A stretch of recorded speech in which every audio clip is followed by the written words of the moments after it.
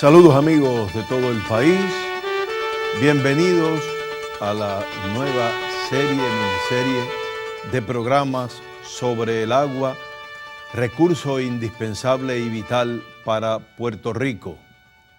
Ya es recurrente el tema sobre el calentamiento global, sobre el derretimiento de los polos e inclusive sobre la pugna de muchos países por la cantidad del agua que se tiene disponible.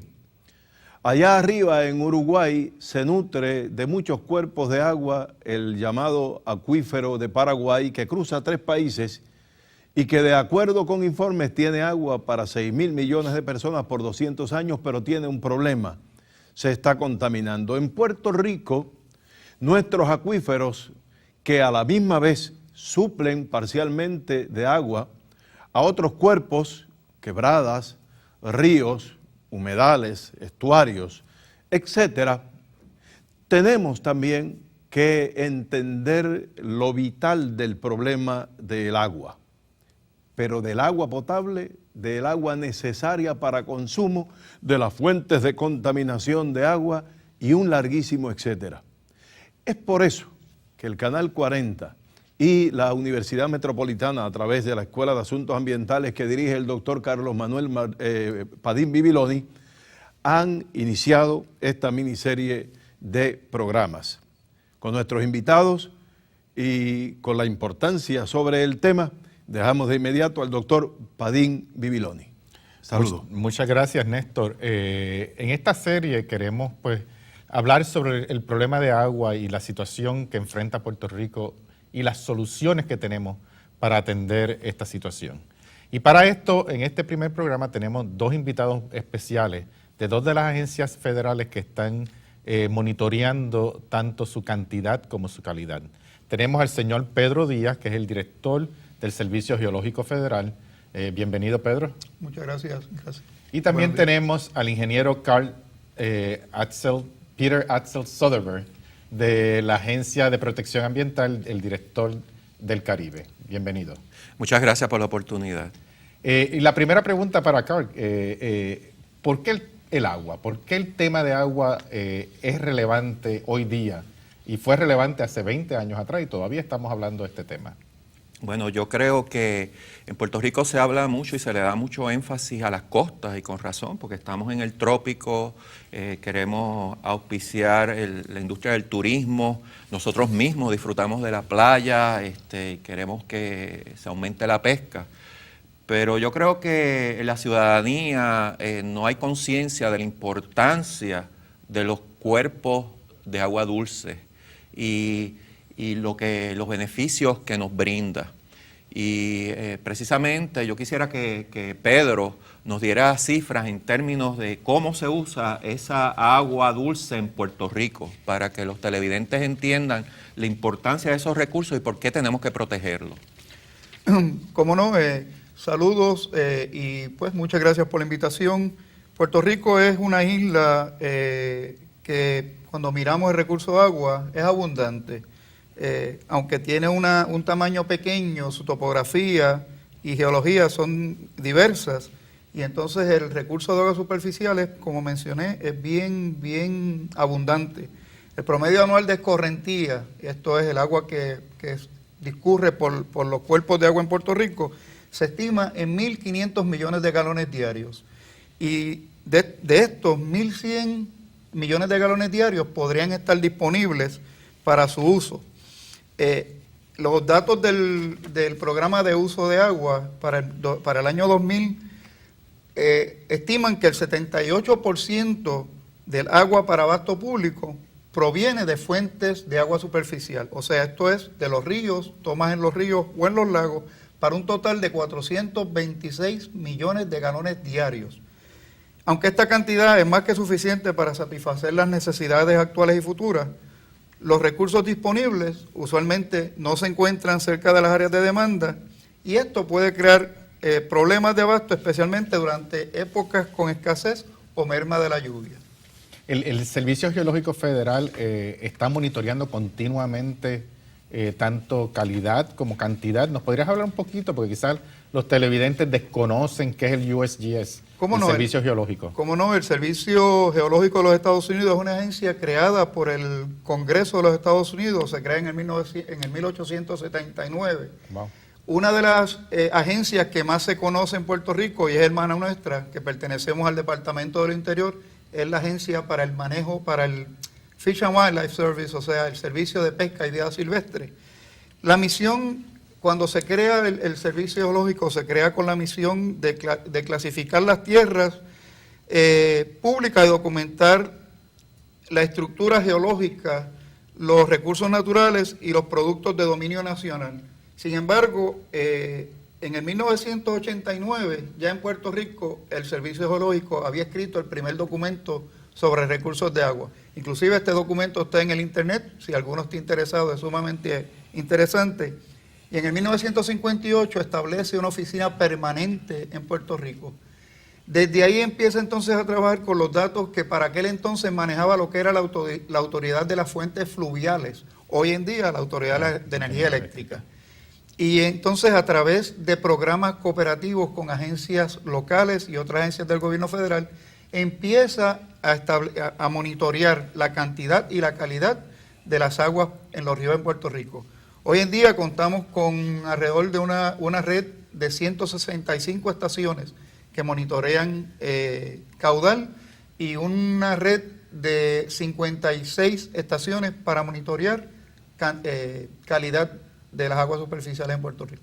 Y estos son datos que son algunos desde el 1960. Esos datos, como mencioné, se recopiló o se estableció o se añadió a nuestro banco de datos todos los datos que estaban disponibles antes que la agencia llegara y se estableciera permanentemente. Pero sí, las redes, básicamente cuando uno las mira, desde el 1960 en adelante, conseguimos información. Y hay parámetros de calidad, pues, específicamente. Básicamente en calidad se monitorea tanto la parte biológica, la física y la química. En términos de la EPA, que también tiene una función de mirar la calidad de agua, ¿cómo ustedes ven la situación de calidad del recurso agua en Puerto Rico? Bueno, yo diría que a pesar de que se ha hablado muchísimo de los residuos sólidos en Puerto Rico como un problema grave, lo cual es, estamos en una crisis en ese sentido, pero para mí el problema ambiental número uno en Puerto Rico es la contaminación de los cuerpos de agua dulce. Y es que los datos que recopilamos a través del USGS, nosotros recibimos unos fondos, los canalizamos a la Junta de Calidad Ambiental y ellos a su vez, fondos de esa agencia estatal y de otras agencias, van todos a un pote que administra el Servicio Geológico de los Estados Unidos. Y esos datos reflejan que, por ejemplo, todos los embalses de Puerto Rico no cumplen con las normas de calidad de agua que ha establecido la Junta de Calidad Ambiental para esos cuerpos de agua, que son muy importantes porque de ahí sacamos mucha de nuestra agua potable. En términos de ríos y quebradas, yo diría que alrededor de un 39% no cumplen con los requisitos establecidos por la Junta de Calidad Ambiental. Y eso pues es algo de preocupación que hay que atenderlo y que también yo creo que es importante decir que a pesar de que Pedro Díaz dijo que hay suficiente agua aquí para las necesidades, sin embargo nosotros tenemos menos agua que otros países en la región de las Américas. Precisamente uno de los asuntos que yo quería plantearle es que hay cantidad de agua, pero la calidad del agua disminuye la disponibilidad de lo que es calidad de agua. Si Puerto Rico tiene por persona al día de hoy, según ustedes, unos 1.800 metros cúbicos, eso es alrededor de 476.000 galones por persona, con 4 millones de habitantes base. Sabemos que Trinidad tiene casi el doble, República Dominicana 2.400, Cuba 2.800, etcétera, o 3.400. No es menos cierto que si el agua, aunque esté disponible, no está realmente potabilizada, pues tenemos menos agua. Y esa misma cantidad tiene que irse distribuyendo en el futuro entre más población. ¿Cómo se planifica en esa dirección tomando en cuenta estos números y estas realidades? Si Puerto Rico, entre 182 países que ustedes han medido, es el 135 en cantidad de agua.